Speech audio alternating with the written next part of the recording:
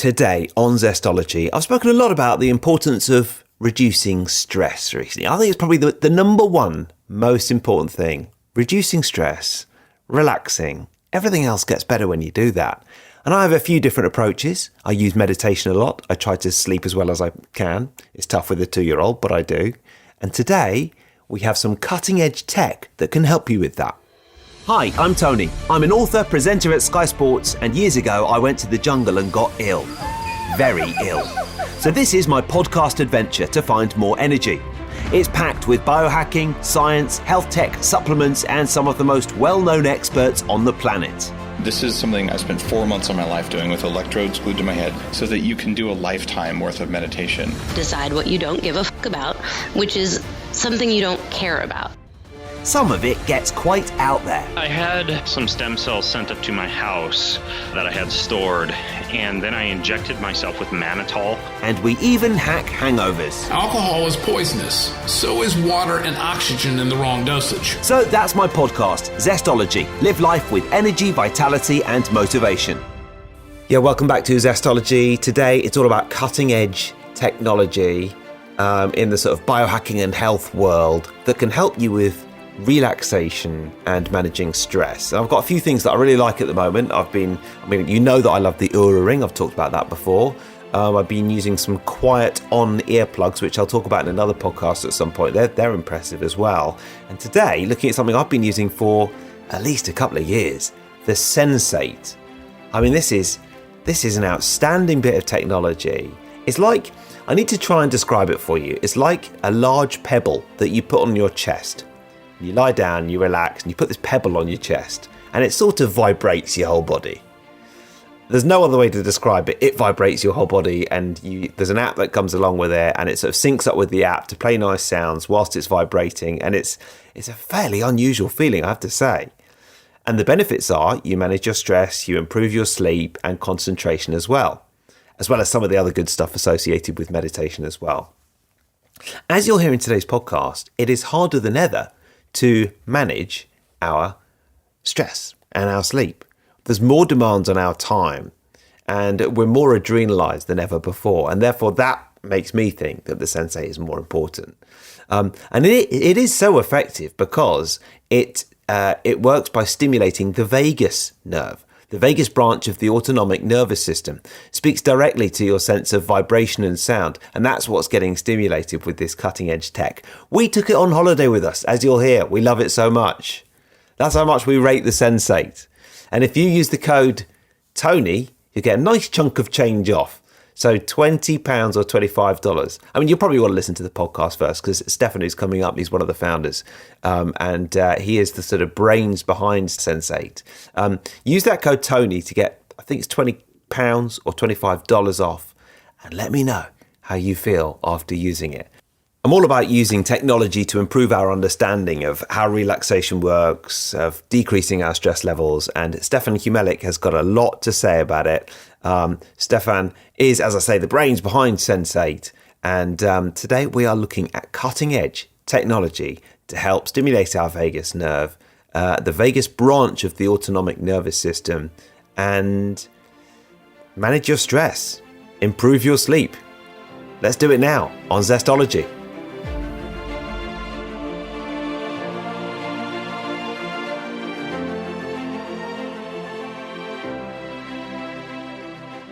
Stefan, great to have you on Zestology. Thanks for coming on. How are you? I'm good. I'm post-flu. As the entire family has been locked in a kind of plague house. So we're all a bit achy and groany, but we've been using natural medicine, and we're doing fine. We're all recovering. Good. Yes, I don't want this to be the disgruntled parents podcast too much, but we've both been suffering a little bit recently, haven't we? Yeah. Well, yeah. We've both got youngish children, haven't we? And one way or another, if they don't sleep, then of course the parents don't sleep either. No, it really is like torture when you're not getting enough sleep. I mean, it's the closest thing to torture I can possibly. You're just getting kept up, and you can see it approaching morning, and you don't know what to do. Well, it's interesting actually, isn't it? Because of course, this is when this acute sleep deprivation is when we notice the effects of that. But as most people are now aware, many people are suffering from chronic sleep deprivation over years or months.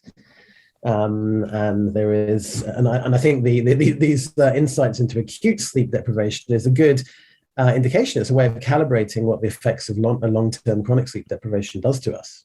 As you say, it is a form of torture. And what's quite interesting, actually, is that once you've had a few nights of broken sleep, it's quite hard to get back into the flow of sleeping well again. So that's where the whole chronic thing comes in. I mean, last night, my boy didn't wake me up, but I didn't sleep that well. So, I've sort of got out of the habit of it.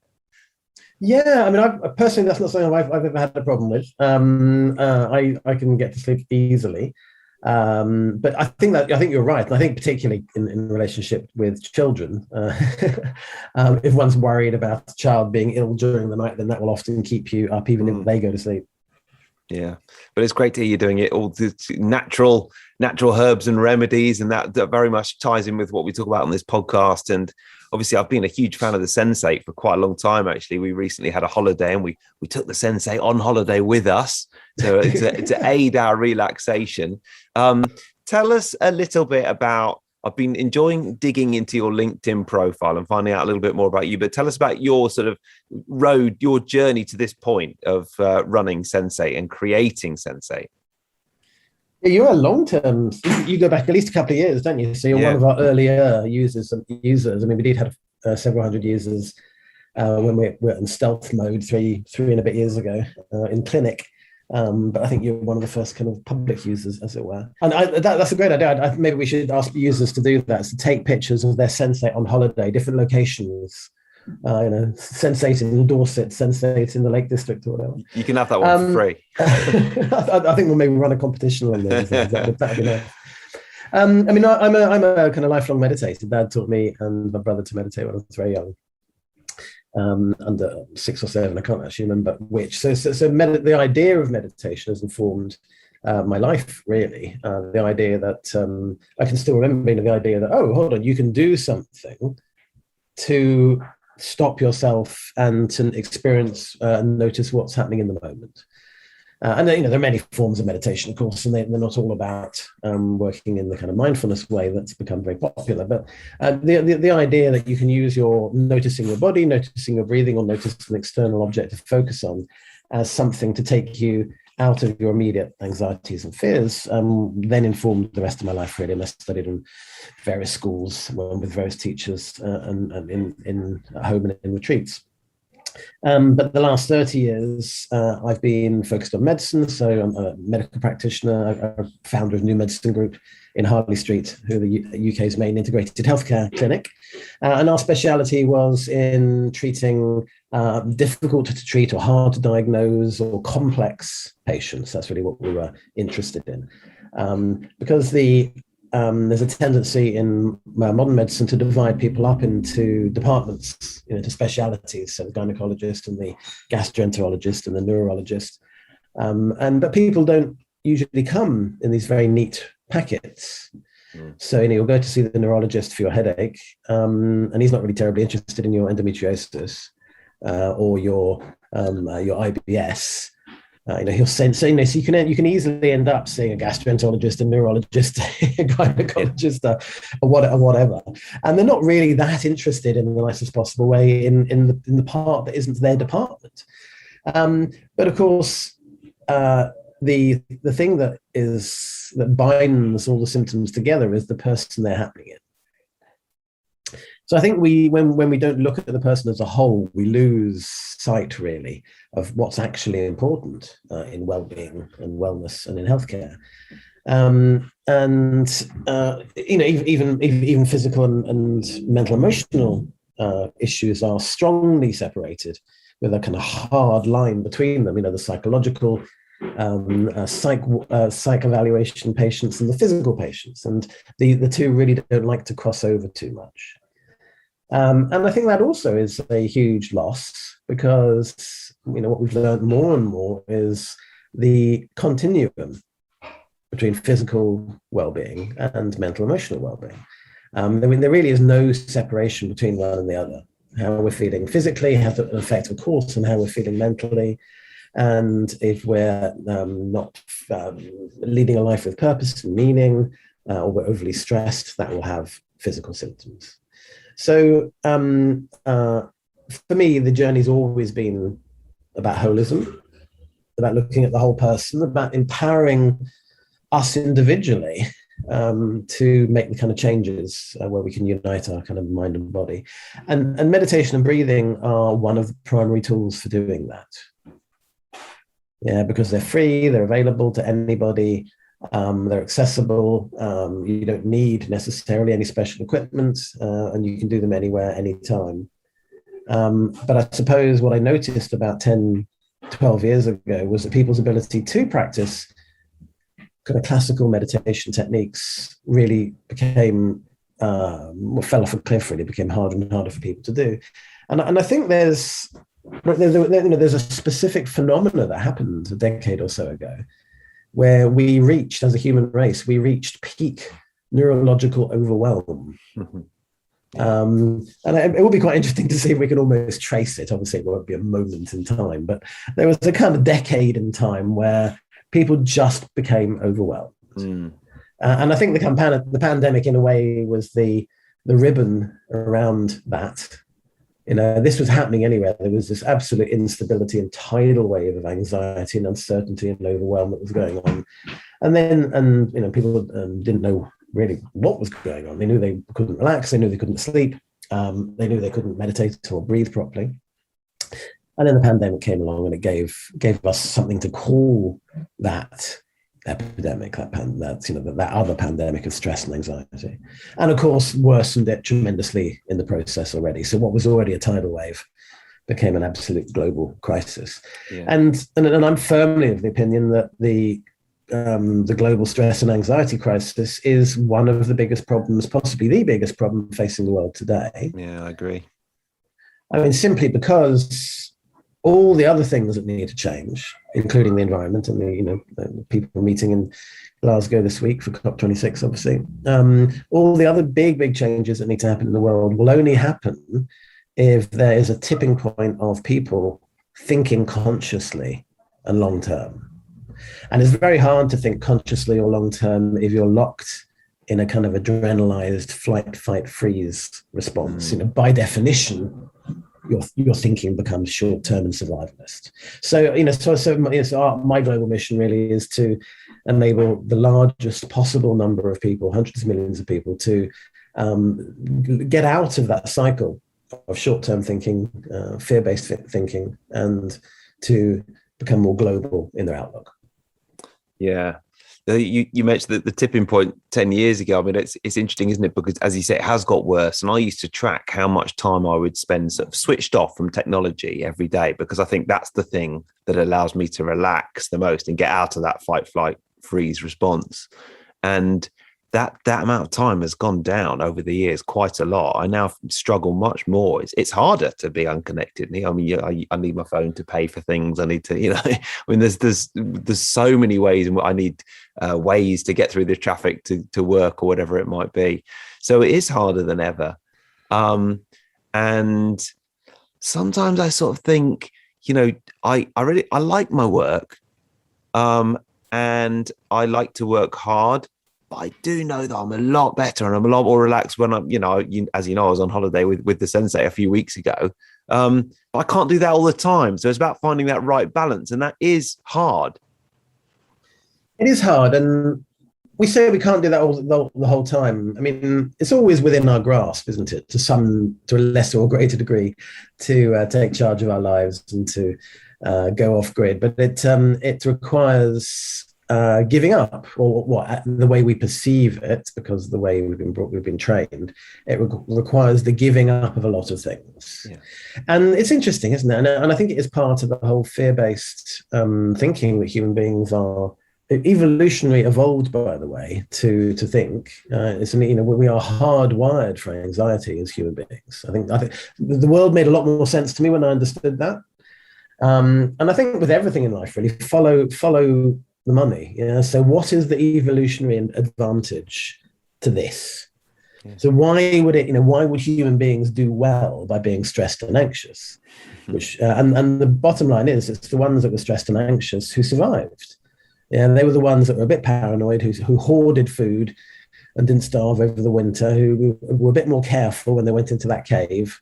And so they passed on their genes, right? So, the human blueprint is one of stress and anxiety. So we shouldn't, this wonderful sense of flight, fight, freeze, this perception of danger response, that we have has enabled us to become the dominant species on the planet.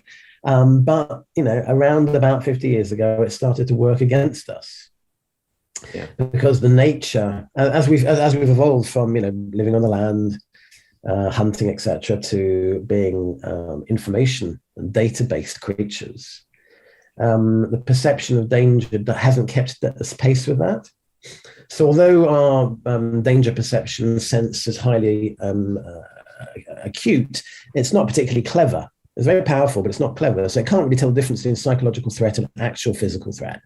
So just the sense of being overwhelmed, too many emails, too many phones, as you say, too much time, constantly chasing something or being chased by something, our poor little primal brains perceive that as danger, and there's only really one response to that, which is to play around with stress hormone activity.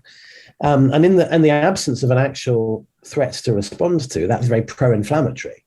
So it's like having half a dozen espressos and then going to bed. It's not going to work. So sitting at your desk looking at emails and having adrenaline seething through your system, it's not going to work.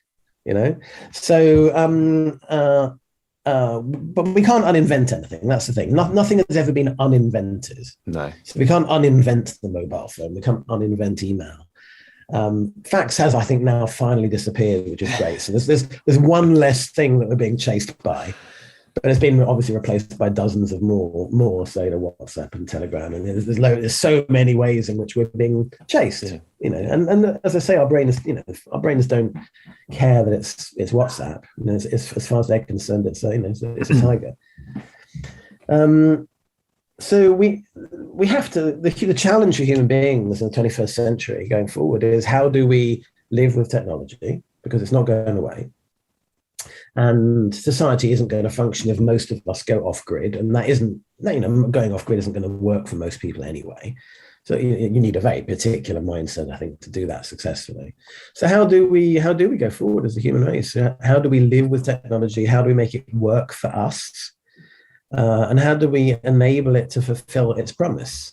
So, because this is the contradiction, isn't it? The more labor-saving devices that we make, we don't work any less, do we? No, absolutely not. No, we work more, really, don't we? Yeah, we work more. Yeah. So apparently medieval peasants worked a much shorter day than we do. Right.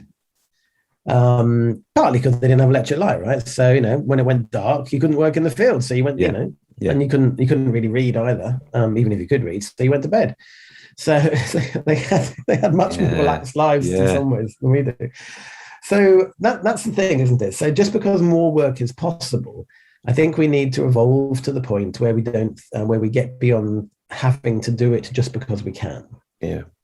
And I think when you do have kids, you think about that in a different way, don't you? I mean, I'm already thinking about the effects of technology on my 2-year-old. I'm sure with your older kids, it's very top of mind because it's so addictive, isn't it? It's a constant struggle. And of course, they're the first generation who have been born into technology. So when I was born and growing up, so I've acquired a technological habit. I didn't have iPads and phones around me when I was a baby. But these guys do. They've been brought up in and around technology. They expect it. And you have and every parent has the same struggle, which is whether or not what level of access to technology to give their kids. Yeah. And there's no easy answer to that, because also it's incredibly easy, isn't it? If one is overworking, which as we said we tend to, because we can, because all these labor-saving devices make more work possible. Because we're working hard, if the kids are at home or get ill, it's very hard to take a day off. So stick them in front of the iPad. It's this is going to be one of the biggest challenges for the human race over the next generation. Yeah, I mean, it was a challenge on the way home from Cyprus, which was easily met by 4.5 hours of Thomas the Tank Engine on my iPhone, which at that point I was very grateful for technological advances. Yeah, well, Thomas isn't too bad. It's kind of old school. I mean, I get more worried about uncurated content. Like YouTube is very tricky, I think, for kids, because the algorithms on YouTube and TikTok, etc., tends to narrow down what somebody's seeing more and more and more and more. They give you more of the same. So even an initially quite innocent search can end up in quite a dark place. Right. Yeah. So we don't allow our kids YouTube access for that reason, because it's just uncurated, Yeah, that's depressing. And I do feel like in 10 years' time, things might be more regulated in the whole area of anyone under the age of 16 and what they're allowed to access and what the big companies are allowed to get away with. But it seems like a bit of a Wild West at the moment. That's my hope. But I think that's probably right. I mean, it is the Wild West, isn't it? And the same with data as well. People, because the whole data security issue and the amount of data that's kept on us and stored about us kind of snuck up on us, really, because nobody really even knew it was a thing until it was too late. Yeah. If in 10 years' time somebody turned around and said, "Hey, we want to do this and we want to keep all this data about you," it would be a complete non-starter, of course. But we've evolved and gradually got to this point where there's vast amounts of unregulated data kept on us, including things like the government. Me and my co-founder Anna have moaned about this a bit, because obviously we're in the data industry. So like the government supposedly government test and trace app, which is not a government app at all. It's run by a private company. It's a few months old. We've actually spent some time looking in to the data protection aspects of this. Right. They require you to register for a private company who then keep your data. And when you inquire as to what they do with it and where their data protection clauses are, they won't give them to you. I mean, it's beyond, it's illegal and unethical. Yeah. And I think we need to be very careful of that. The procedures that are in place are barely adequate. They're inadequate. But the few that are also often ignored and flouted. So we need to make sure that we champion them. Oh, absolutely. Yeah. It's pretty depressing, that. However many times you use DuckDuckGo instead of Google, there's a lot of data still out there about you. Just interrupting this podcast for one moment to remind you that this week it is brought to you by my podcast partner, Inside Tracker. This is an ultra-personalized performance system that analyzes data from all sorts of different places, and it is just what the biohacking and wellness world has been waiting for. I'm so impressed with what they've done with Inside Tracker. You can firstly do blood tests at home, and I think that's really important. And sometimes tests are either A, very expensive, or B, just a real nightmare to do at home. It's just far too complicated. Dare I say it, it's a bit of a faff. And you can do these blood tests very easily, and they just upload them to the portal, either online or on the app. And then you can upload your DNA, your lifestyle, your fitness tracker. You can sync that up as well. So every day you're getting more information into Inside Tracker, and you can track whatever you want, really. There's a big diet component to Inside Tracker too, which I think is so important. I'm wholeheartedly on board with the concept of fuel and diet and how it fuels the body. And obviously I wrote quite a bit about that in my book, When Life is a Bit Meh, You Need Energy. My results have thrown up some stuff that I've definitely made changes on. I've already spoken about how one of my blood markers came back well outside range, and I'm working on that. I'm looking forward to getting that tested again with Inside Tracker. And if you want to do the same thing, you can go to insidetracker.com/zestology. You'll get the discount of 25% off on that. And that is at insidetracker.com/zestology. If you're a biohacker, you need to be tracking your hacking. Back to the show. Let's move on to Sensate then, and the fight, flight and freeze response. I thought, I didn't have a great night's sleep last night. It'd be lovely to use the Sensate in the few minutes before interviewing you. Unfortunately, my wife has hidden it somewhere and is working out in our shed, so I wasn't able to. I did have a meditate with the Sam Harris app, which is nice. Yes. But it's a good one actually. That's one of the ones that I subscribe to. But tell me about the technology and how it works with the vagus nerve, because I'm intrigued. I'm sort of really intrigued as to how it actually works. Yeah, so it's a good point. And you mentioned the Sam Harris app, and then listen, there are loads of good apps. I can still remember when there was only Headspace. Right? Yeah, and I love what Andy's done with Headspace, obviously. But there are, I forget the number now, several thousand meditation-like apps now. I think what I realized in my clinical practice is that sound alone, or certainly words alone, don't only go into a certain depth into the kind of neurology. And we see this in psychotherapy, right? So people can talk about their problems, but in the last couple of decades, what the tendency has been towards body-orientated psychotherapies. Yeah. Which are much less about verbalizing with words and much more about feeling what's going on in terms of the trauma or the overwhelming experience or whatever it might be. In many ways, they're quite similar to body scan-like exercises that you do with mindfulness exercises. So I've trained in CinematicExperiencing, which is the technique developed by Peter Levine, who wrote the Tiger book. And based on his observation that animals in the wild, when they get chased, if they don't get eaten, they kind of shake and then they're fine. They don't have, animals don't have PTSD in the wild. They're either dead or they're alive. Whereas the human experience actually, because as we were talking about a bit earlier, we have this overwhelming experience that we don't know how to name. Our brains are just constantly telling us we're in danger, even though we know we're not, because we're sitting, in a car or at our desk. Yeah. We know we're not in danger, so there's this constant conflict between our rational brain saying, but it's okay, but our emergency kind of threat perceiving brains, the lower lizard animal brain, if you like, saying, but hold on, this is too much. I don't like this. We need to be fighting or freezing. Yeah. And therefore, I'm going to give you a load of adrenaline to enable you to do that. So I think what I realized in clinic was that it's the physical sensation, which actually pacifies that response, not the words and not even the sounds on their own. The sounds can be hugely soothing, but sound on the whole is obviously perceived via compressed airwaves in the ears. But that is only a portion of sound. A lot of sound is perceived via low frequency infrasound through the body.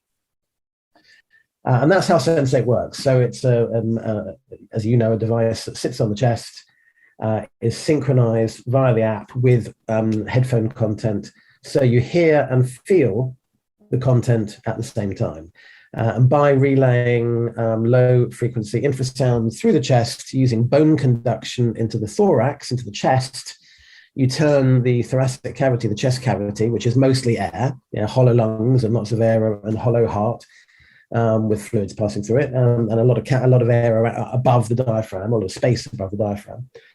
You turn that into like a speaker. Yeah, I mean, it is from a physics point of view, it's the process is identical really to your speaker cabinet. You've got a transducer which is causing vibration, and either that's got a speaker, so it's pushing out vibration into the air, which you hear. But if you put your hands on the speaker cabinet, you'll feel the other part, the bit below 50 hertz. And that's what we're doing. So through bone conduction, the lower frequency aspect is perceived and really resonates through the entire body, through the water of the body. The body is between 70 and 89% water, and an excellent conductor of sound. Sound will travel for 16 miles in the ocean. So the sound that we're pinging like a sonar almost onto the chest is transmitted through every single cell in the body via the water. And this non-verbal communication, as long as you're using the right kind of frequencies and you know what you're doing, speaks to this kind of primitive vagal nerve. So we've had a vagus nerve for 500 million years since we were fish. we've only had a human brain for about 1 million years. And I think that's the way to see it. Yeah, so we've evolved this higher functioning human brain relatively recently, but the emergency response is infinitely more hardwired into our response mechanisms than our rational brain, which is why, panic attack and fear and anxiety and phobias are not dependent on education or intelligence. It's not that stupid people have panic attacks. It's that the lizard brain, the primitive brain, is so powerful that it will overwhelm any rational thinking in anybody. When that response is strong enough. And that the role of the vagus nerve, it's the whole autonomic nervous system, of which the vagus nerve is the biggest branch. But the autonomic nervous system is the bit that goes from your brain, stem down all the way through all your organs, through your diaphragm, into your gut, and actually into the pelvis, so the sexual organs as well. And it's the system that controls all the kind of automatic responses, so the things that you can't possibly think about moment by moment. So you couldn't possibly think, heartbeat, heartbeat, heartbeat, heartbeat, or if we didn't have a functioning autonomic nervous system, we'd faint every time we stood up, and we wouldn't sweat appropriately, and so therefore, and breathing, of course. So breathing is interesting because it's the only autonomic function that we can easily override. So advanced meditators can stop their heart, etc. But for the vast majority of us, the way that we can interact with our autonomic nervous system is to change the way we breathe. Now, and that's good and bad, right? So it means that, therefore, stress, trauma, and anxiety tends to have an instant impact on the breathing. And, close your eyes for a moment and think about this. What we do, of course, is we hold our breath, right? And we can instantly feel the effect of any emotion actually on the breathing, whether it's grief or sadness or shock or anger. These all have an instantaneous effect on how we breathe. Either breathing more rapidly in the upper chest, or holding the breath, or stopping the diaphragm, breathing in more than breathing out. And over time, this becomes a habit. So you develop what's called breathing pattern disorder, which is one of the main things that we saw in New Medicine Group in the clinic, is that the percentage of people that have what we call a BPD, a breathing pattern disorder, who have other chronic health issues, which is, it was like 85%. And also the astonishing percentage of people who have either a mouth breathing or a chronic hyperventilation pattern. Yeah. So an astonishing number of people breathe through the mouth. And there's lots of implications for that. Including the fact that nitrous oxide, which is one of the main relaxation chemicals in the body, is mostly produced in the nasal parasinus. So if you're mouth breathing and you're avoiding the nose, you're not getting nitrous oxide produced. We've interviewed James Nestor on this podcast. And, there you go. Okay, so yeah, I ended up taping my mouth, and it's literally changed my life and my sleep. It's unbelievable how different it is. It can be useful. Yeah, we were using mouth taping 20 years ago. Obviously you're not clamping, as you know, you're not clamping the mouth shut. You're just putting a small piece of micropore tape across the mouth. It's just to stop the jaw falling open. You're not in any way physically enabling it. But a lot of people think, I can't nose breathe because my nose is blocked.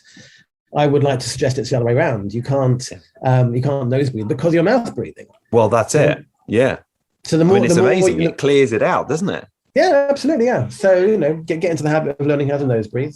One of the most fundamental things that people can do, that and breathing out for longer than we breathe in. Those two things are absolutely fundamental. Because again, a lot of people are breathing in because the first, somebody says to you, take a deep breath, and you go, you do this kind of gasp in. But actually, the inhalation is really only it is exactly a primer for physical activity, to fight, flight, or freeze. Yeah, so you're preparing the muscles to respond. Actually, the breathing out, that's the down regulation, the vagus nerve down regulation response. That's the rest and digest response. Yeah, and you can, if you sort of measure your heart rate while you're doing it, you can feel it speed up a little bit while you breathe in and slow down when you breathe out. Yes, exactly. And it's hard, it's very hard to affect the brain directly. So when I'm not a big fan of using brain training headsets, it's very hard to train the heart directly. So I view heart rate variability and heart rate very much as a proxy for breathing and for vagus nerve tone. So the tone of the vagus nerve, the ability of the vagus nerve to roll with the punches, to respond, both upregulate and downregulate, is the thing that we're obsessed with. Because we strongly believe that that's the ultimate metric, because that controls all the other metrics, right? So that controls blood pressure and heart rate variability. And sorry, what is the ultimate metric? Vagus nerve tone. Right. Okay. Yeah. So VNT. That's really the metric we all need to be interested in. Right. It's very. I mean, it is the ultimate metric because it controls everything else, right? Everything else that we're interested in is controlled via the tone of the vagus nerve. So it's the ability of the vagus. So it's like muscle tone, in as much as it's how able to respond is the vagus nerve. Nerves are different though. So muscles atrophy as soon as you stop using them. Nerves, as Carla Schatz told us some time ago, nerves, neurons that fire together wire together, right? So that's where habit comes from. So the more we do something, the more we do something. Mm. Because every time we repeat a pattern of behavior, we lay down neurons in that neural network, and that neural network becomes more and more default. So if we learn to pause or breathe out, the more we do that, the more that becomes the default response, as opposed to the kind of inhalation panic cascade, which also becomes trained over many, many years. So I suppose, but then the converse to this is, and this is the hard bit, is although breathing is the gateway, because it's the thing that you can change, because so many of us have become primed to change our breathing in response to stress or emotion, when we then actually direct our attention to our breathing, it reminds us of the stress and the anxiety.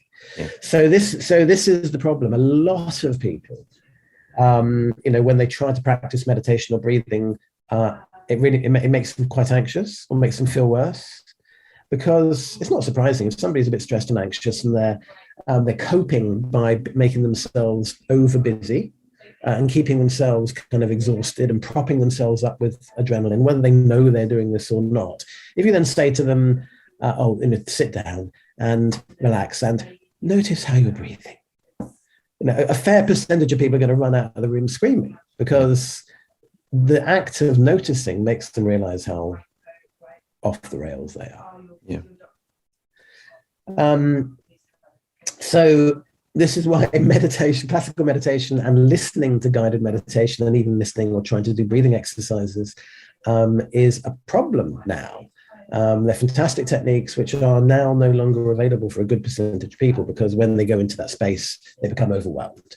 So the use of a physical tactile sensation, vibration, if you like, from an engineering point of view, but it's not vibration per se, perceived through the body in the chest. And so on the sternum, the vagus nerve and the whole autonomic nervous system passes right underneath the chest bone there, going from the brainstem all the way down into the pelvis.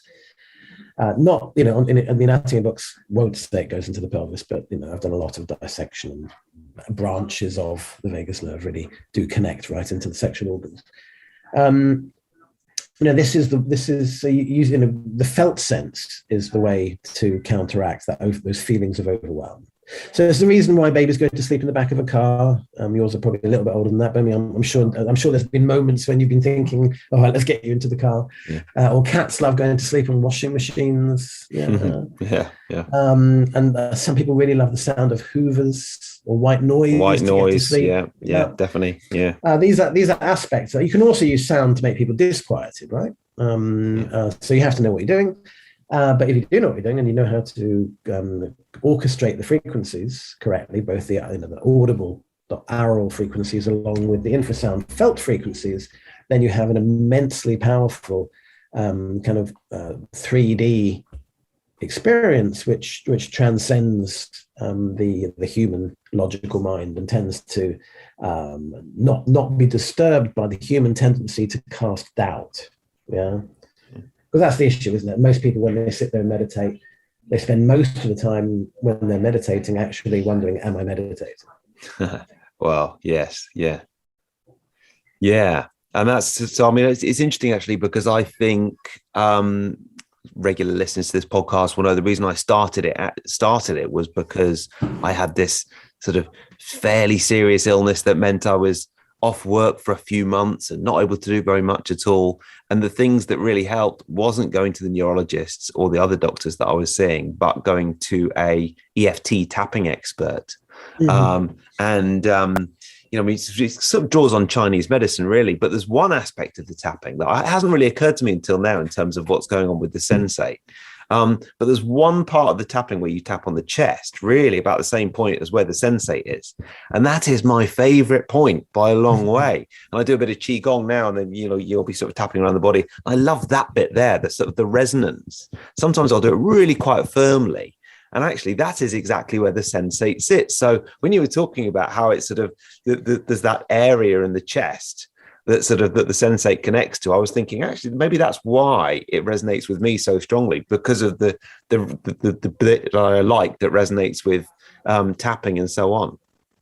Yeah, I mean, this is in the center of the chest here is an important place multiculturally, you know, in terms of human beings have found ways to try and describe things that they have found to be true, right? We don't need to get too hooked up on the absolute truth of what they're saying. These are all just analogies in a way to try and describe human phenomenon. But, you know, there are chakras here, of course. There are acupuncture points right in the center of the chest here. The thymus gland is right underneath here. So there's a whole thing about thymus tapping. Yeah, which is, you know, for the immune system. The heart, the pericardium, is underneath that. You know, the lungs are either side of that, and as I say, the whole autonomic nervous system runs behind it. So, you know, the putting something that creates resonance in the center of the chest and allowing the resonance to ping out through the water of the body is a way to really activate the whole nervous system. I mean, I think of it very much as, you know, I've sat in Wales up in the mountains looking at drops dropping into mountain lakes, mountain tarns, and the ripples kind of go out at varying speed. And it's very much like that. You know, that really, in many ways, is how it's working, is these drops of resonance, these drops of vibration that then ping through the whole body. Yeah. I felt relaxed just hearing about those drops then. Yeah. Well, look, we've not got too much time left. I'm going to put links to the Sensate in the podcast show notes and so on, and there's a discount code that I've mentioned as well. Right. But yeah, I really do enjoy using it, and I'm going to use it. I'm going to think about it in a slightly different way the next time it's on my chest, and think about those drops and the resonance and the vagal nerve, which I haven't really before. I've sort of used it more on a surface level. It's bloody nice putting that on, nice bit of music at the same time. You feel refreshed at the end of it. And there's something about, you know, you were mentioning the importance of touch and feel. And of course, you know, during the pandemic, we've had less of that, haven't we? So, so that, I think, is important as well with the Sensate, and something that probably means that it is particularly appropriate for the moment. I think that's right. Proprioceptive touch is such an important thing for human beings, well, for all animals. And the sense of touch, the sense of vibration, would have been our first ever sense. Before we had eyes and ears, you know, millions and millions of years ago, we would have sensed the world around us by the sense of touch. So again, this it's so deeply hardwired into every cell of our body, this perception of tactile sensation and feedback, and using that feedback to know whether something is good or bad for us, whether we should, you know, run away from it, cuddle it, eat it. Is all about touch. And we're receiving this information all the time. Yeah. without knowing it. It's a constant system for us, proprioceptive and tactile feedback for us. And I think maybe what Sensate does almost more than anything is it reconnects us with that ability to trust our innate sense of self-regulation and self-healing, because your body knows what to do. In the vast majority of the cases, your body knows how to breathe, what you need, but we get in the way. Our sort of human minds get in the way because we're anxious and stressed, and we're thinking, hold on, but we need to do this. But if we just simply allow the body and the autonomic nervous system to self-regulate, then most of the time it will find the best equilibrium available. Yeah. Now, before you go, what is one book that you would recommend? I've been looking forward to your book because I know what it is. I've had a sneak preview already. And one tip for living with more energy. Yeah, I'm loving the Paul Stamets Growing Gourmet Medicinal Mushrooms book. It's quite a tome. Yeah. But it's many, and it's it's probably for the enthusiast or the commercial grower, people that really want to understand mushrooms and how to cultivate them. Paul is the non-academic, and this is the amazing thing about Paul Stamets. He's come from a non-academic background, but he is the world leader on mycological research. And I think what we're seeing actually increasingly is that mushrooms and fungi may well be the solution to many of the world's problems. And small little anecdote here. So Paul Stamets, of course, is also the name of the lead engineer in the last Star Trek series. He was the guy that, and it was an intentional reference, right? So he was the guy that ran the mycology drive, right? Which was the idea that there was this network of unseen mycelial threads going through the entire universe, which, if you know how to run the drive, you could pass over vast distances instantly. And I guess now I have to mention the Wood Wide Web, which is the knowledge we now have, which is that the entire plant system is connected by mycelial fungi threads underground. Yeah, very much like our own internet. And under every foot, when you walk through a forest, under every foot, there's several hundred miles of mycelial fibers connecting everything. So, eat more fungi, both for medicinal and for nutritional purposes. Grow it if you want to, but certainly learn and understand more about fungi, because they may well save the planet. Yeah. That film, Fantastic Fungi, is very good, featuring Paul Stamets as well. It's a good way to find out a little bit more about him. Yeah, strongly recommend that everyone see that. Yeah, it's good. So what about one tip then for living with more energy? I think then I would go back to what I mentioned earlier on, which is to breathe through the nose and breathe out. Breathe in through the nose and breathe out more than you breathe in. I mean, if we're going to keep it really simple, those are the things to focus on. But to not bring competition to the party. Yeah. So don't compete with yourself when you're trying to breathe. Yeah. Just allow yourself to breathe in through the nose, and it'll become more and more natural over time. And then you can breathe out through the mouth, and that's often quite a good way to slow down the exhalation. So every so often, just take a few moments and breathe in gently through the nose, dropping the shoulders, and then just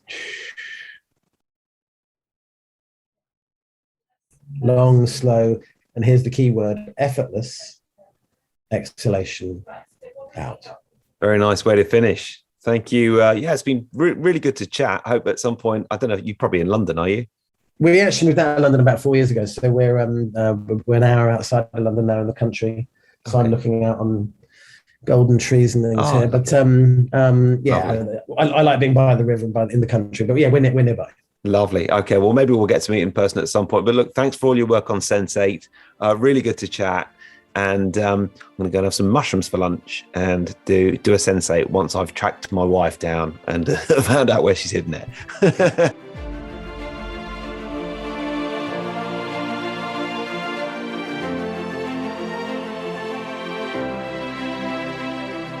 Thank you very much to Stefan for coming on Zestology.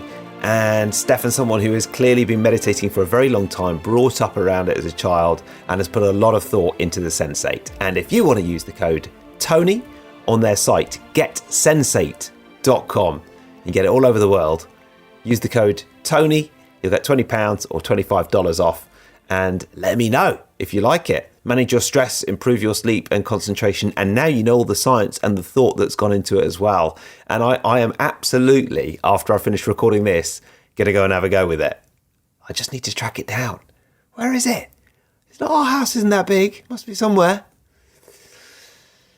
So before I go, I want to tell you about next week's podcast. And next week on Zestology, very pleased to say I have Rob Kelly in the house. And Rob is one of the world's top addiction experts. He's worked with all sorts of interesting people, sports stars, movie stars, comedians. I mean, he is the sort of stars go-to addiction expert. And now he's coming to dispense some wisdom on Zestology. That's coming next week. This show is brought to you by Inside Tracker. If you want to optimize and biohack and be at your best, it is definitely worth doing some detailed health testing and health tracking as well. It'd be interesting to see how Sensate ties up with Inside Tracker as well. Inside Tracker is an ultra-personalized performance system that analyzes data from your blood, DNA, lifestyle, fitness tracker, helps you sort it all out, bring it all together, and reach your health and wellness goals. And Zestology listeners save 25% for a big discount if you go to insidetracker.com/Zestology. Okay, so it's insidetracker.com/Zestology. And one of the things they have when you go to that page is they've got a real focus on longevity, which I know it's funny. I was having a couple of chats with people the other day. They were saying, I'm not really motivated by diet or nutrition, but living longer and looking younger, oh yeah, I like that. So they're definitely about adding more years to your life and life to your years as well. Insidetracker.com/Zestology, you'll get a big 25% off if you go there and sign up with Zestology. Right, that's it. Enough from me. Have a great week. See you next time.